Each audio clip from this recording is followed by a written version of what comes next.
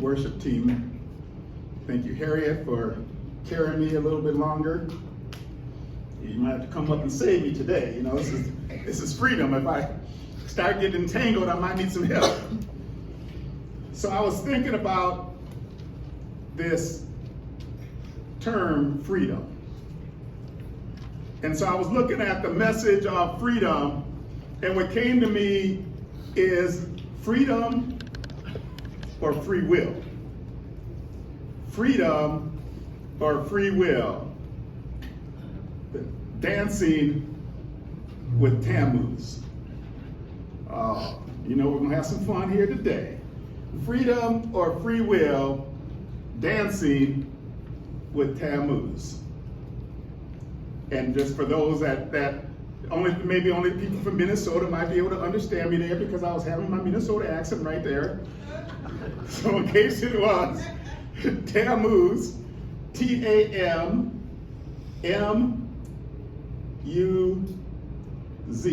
if I even spelled it right. And it comes from her story, her involvement in the Bible is mentioned in Ezekiel Chapter 8.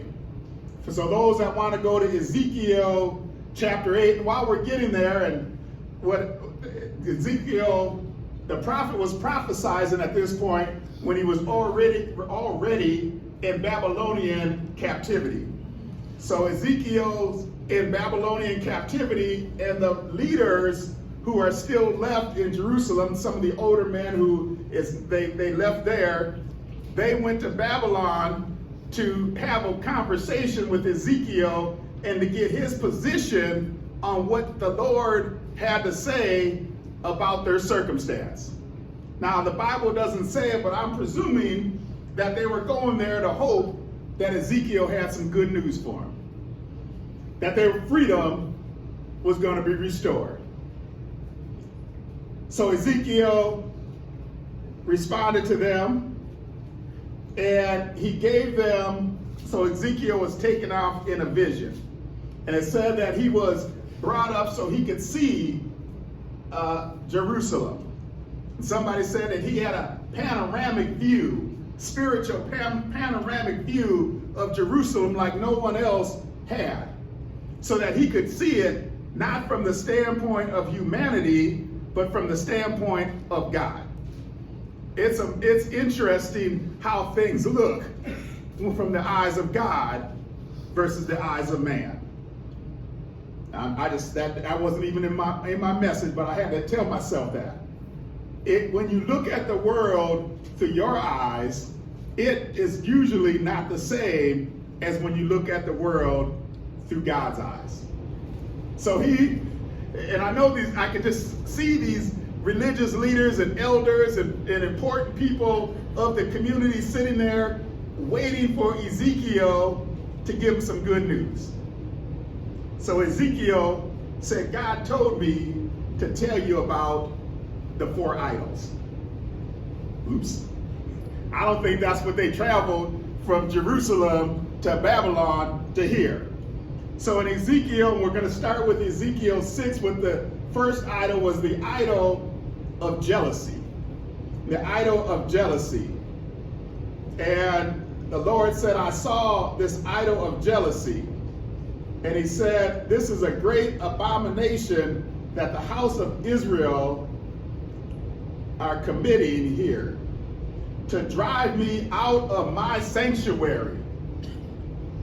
Do you hear that? They engaged in conduct that drove God out of his own sanctuary. I thought, how can you have any more than that idol? That idol enough of driving the Lord out of his own sanctuary.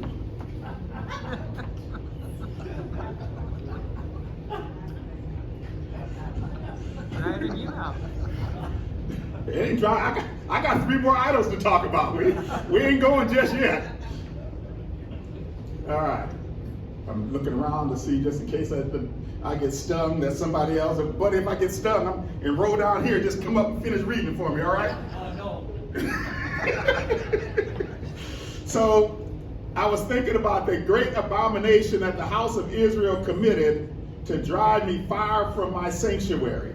And then the last sentence in there caught me. He said, but you will see greater abominations. I'm like, how can you see greater abominations than conduct that drives the Lord out of his own holy place? And when it reminded me, when I thought about that, God in talking with Moses in Exodus 24 through 6, and I tried to tell him that I wasn't going to preach today. I wasn't going to jump around. I was going to stay here. I was just going to do a little teaching on Ezekiel. But Exodus 20 came to me as I was thinking about driving the Lord out and having idols. And the Lord said, years before this time, and years before our time, that you shall not have any idols in any form. You shall not bow down to them or worship them. For I, the Lord God, am a jealous God, punishing children of the sins of the father to the third or fourth generation for those who hate me, but showing love and compassion to thousands generation for those who love me and keep my command. That's where the people of Israel were struggling with the first of these idols. And I'm going through there, and I just keep looking at the country that says we are the country of freedom. And I got to ask myself continuously, are we a country of freedom, or are we a country of free will? Are we a country of freedom, or are we a country of free will? And as we continue on, Ezekiel is still having this panoramic view of Jerusalem. The Lord is telling him about what the vision that the Lord saw, seeing the people from his eyes. We get to Ezekiel 8:12, and that's where he starts talking about the elders. The elders. He said, then Ezekiel said, then he said to me, son of man, have you seen what the elders of the house of Israel are doing in darkness? Yeah, I had to pause on that. Because there's a saying going on in our society today. As long as I'm not hurting anybody, who cares? There's a saying going on in our society today that says, you be you.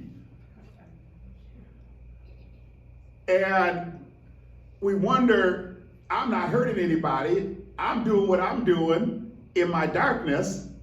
But the Lord God is seeing it from a different perspective.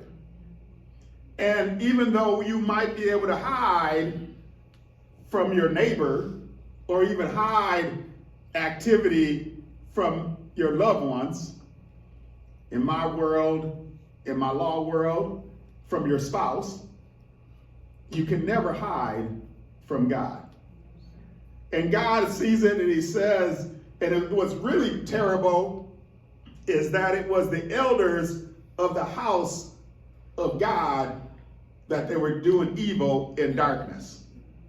And when you look at people who say why they don't go to church, two of the greatest reasons why people don't go to church is because they say church people are judgmental and church people are hypocritical. And in this circumstance, we see the elders of the church being hypocritical. They travel from Jerusalem to Babylon so that they can get a good word that the Lord is going to restore them, even though before they came there, they were doing their evil in darkness. And we still see it here today. We see people stealing from the church. We see church pastors abusing their members and abusing children. We see people who give partiality, as James said, giving partiality to certain members of the church and not others. And God, that's not the view that God has of the church. And so we look at freedom versus free will, freedom is where the Spirit of the Lord is. And where the Spirit of the Lord is, the vision is completely different from what the world sees. You just be you. You're not hurting anybody. Well, I can tell you right now, if you're not following the will of God, you're hurting the most important person there is in the universe. And I told him I was just going to teach a little bit, and I wasn't going to preach, but every now and then it's just might slip out. But I'm going to try to stay on point so I stay on time. Now we get to my lady Tammuz. We're in now scrolling down to Ezekiel, chapter 8, verses 14 and 15. And this is the one that jumped out to me as I was reading Ezekiel 8 and thinking about freedom versus free will. Then he brought me to the entrance of the north gate of the house of the Lord. He's still talking about what's going on in God's house. He's not even talking about what they're doing after they leave God's house and go to their own house. He's talking about how brazen they were to what they were doing in God's house. And I saw women. They were mourning for Tammuz. And he said, don't you see this son of man? And then he continues on, you will see things that are even more detestable than this. And I'm going to come back to that one because I'm going to focus in on that. Free will or freedom, dancing with Tammuz. But I want to talk just briefly about the fourth idol. The fourth idol is in Ezekiel 16. And in Ezekiel 16, he said, and behold, the entrance of the temple of the Lord. And he was telling exactly where it was. There were about 75 men with their back to the temple. 75 of the elders, 75 of the important people of the community, 75 people who should be leading people to God had turned their back to the temple of the Lord. How many people we got? We got 50 people in the United States Senate, some governors, and some. I'm trying to figure out how we're going to get to 75 people who may be turning their back. I wonder how many preachers and bishops and cardinals and I'm going to keep on talking about various different people. I wonder how many CEOs, do we have 75 CEOs that have turned their back on the Lord? And he said they faced the east and they were worshiping the sun toward the east. They had decided to have a different spirituality. Man, free will or freedom. As I was celebrating the 4th of July, I'm going to go back to dancing with Tammuz, but looking at that, they made a decision on who to worship. Each person, each day you wake up, you have the free will to make the decision on who you're going to worship. And it's amazing that God has given us that right to decide who we're going to worship. There's a whole lot of folks who decide, I'm going to worship the Lord as long as church is over by an hour and a half. But then Monday morning, I'm going to talk bad about my boss and my coworkers. By Tuesday, I'm going to get upset at my children. By Wednesday, it's time for me to go out and bingo night. Thursday, I got to watch Thursday night football. Friday, the bar's open and the music's good. Saturday, I didn't drink enough on Friday. So I need to have Saturday. But I worship all that during the week, but I still got that hour and a half that I'm going to spend time worshiping the Lord on Sunday. And call yourself a Christian. Each day, each hour, we have the opportunity to decide who we're going to worship. What did Joshua said? As to me, in my house, we're going to follow the Lord. And when we start getting there, that was free will. He had free will to decide. I don't care what you do next door. I don't care what you do down the street. I know in my house, I'm not letting the devil enter. I'm not going to try to let the devil enter the house of my children. And I'm not going to let the children enter my house if the devils enter them. Oh, sometimes you got to just be harsh. I'm going to just go back to talking. I'm not going to preach it today. I'm slipping again. So now we go back to dancing with Tammuz. And I've been struggling with this because Tammuz was the Babylonian god of fertility. And so what happened was, if people wanted things to go really well, and they would worship the god of Tammuz. Tammuz, I want something greater. That's what they were talking about, fertility. I want something more. I want something greater. I want something bigger. And I'm wondering if that has ever crossed your mind or you heard it from somebody.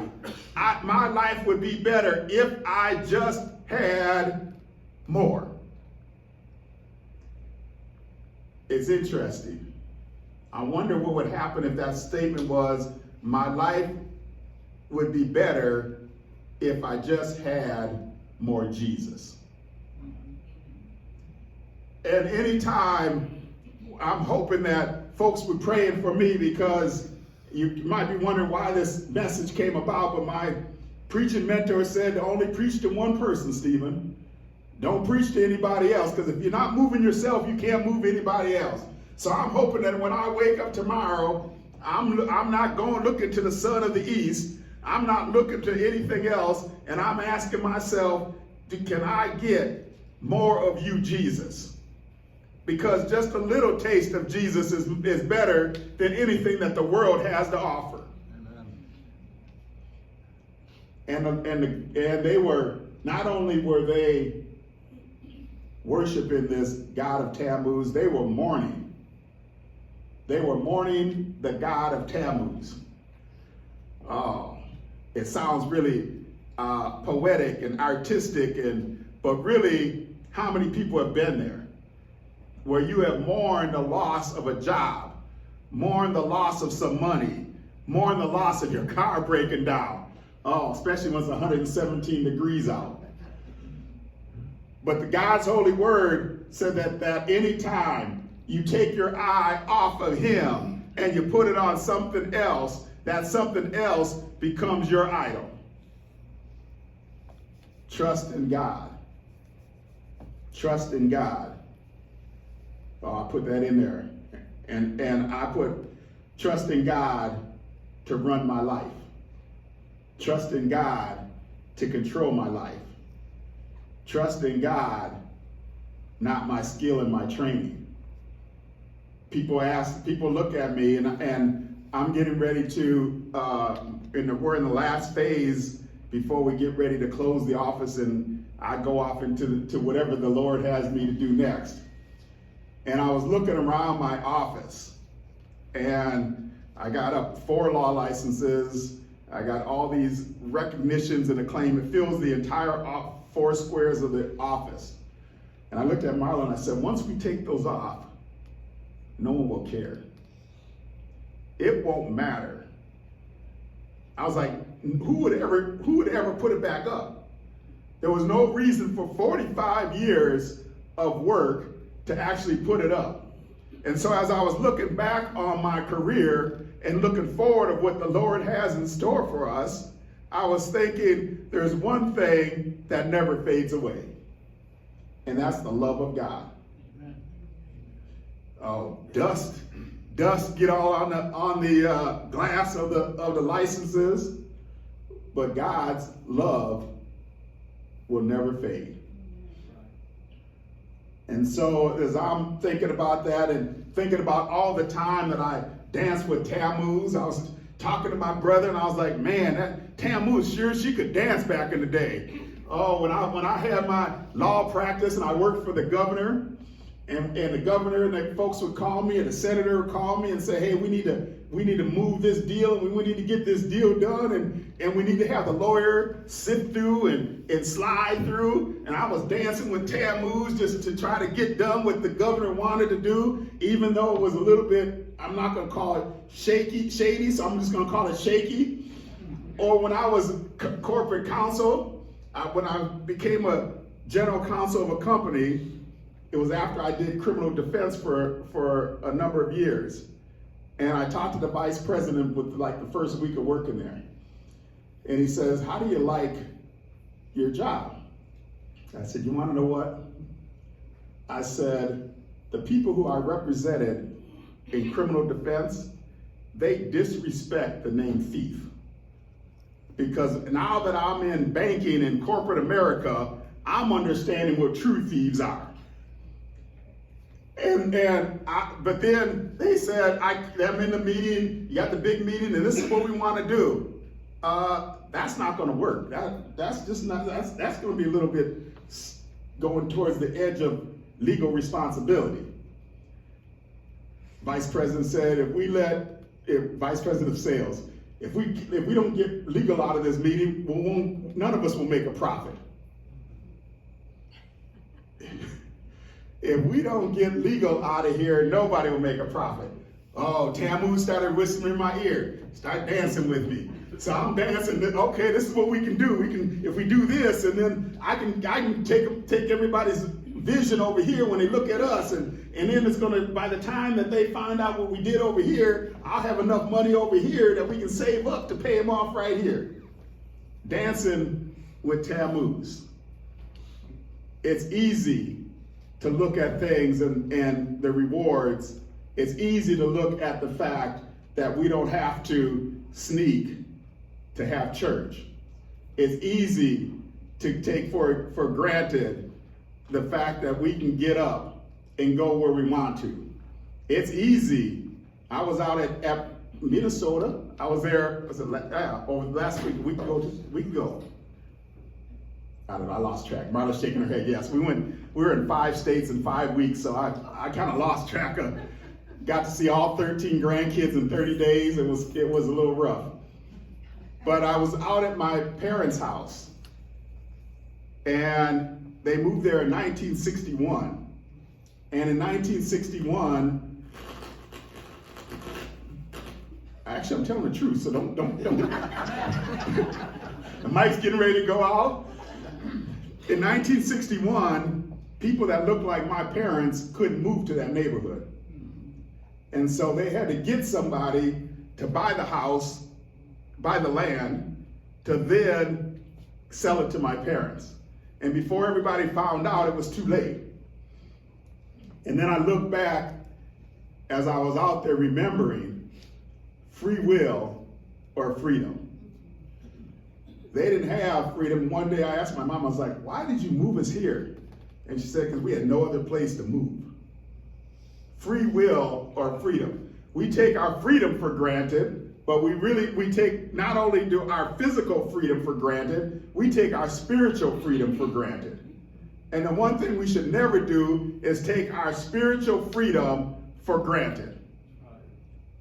We should be focusing in, and I wonder if anybody, when's the last time somebody here, Buddy asked for people to raise their hand. I'm not going to do the same thing, because I'd never come to a good excuse other than the fact that my alarm didn't go off because I didn't set it for missing church.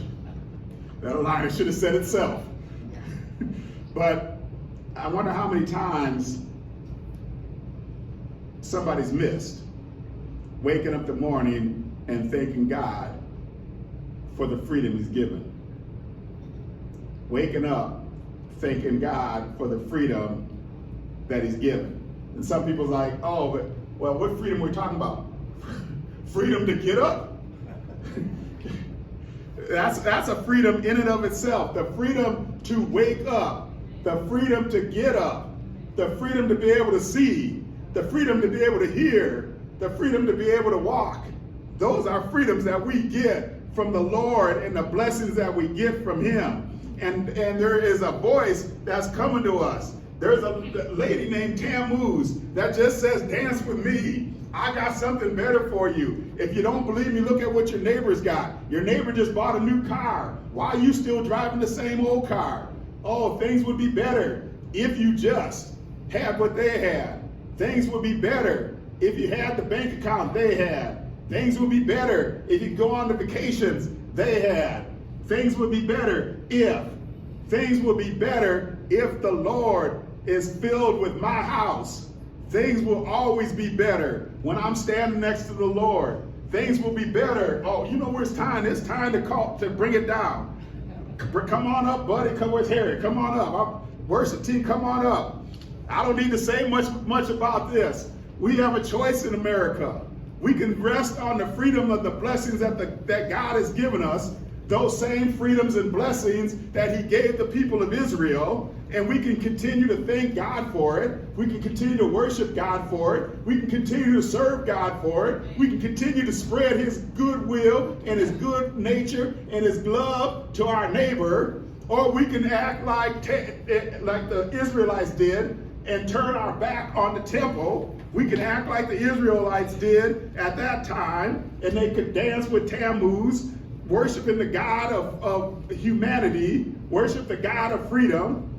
We can be like the Israelites and say, just be you. I'm not hurting anybody. Nobody knows what I'm doing. I just do my stuff in the darkness. Or we can be people of God, understanding that our God sees it all.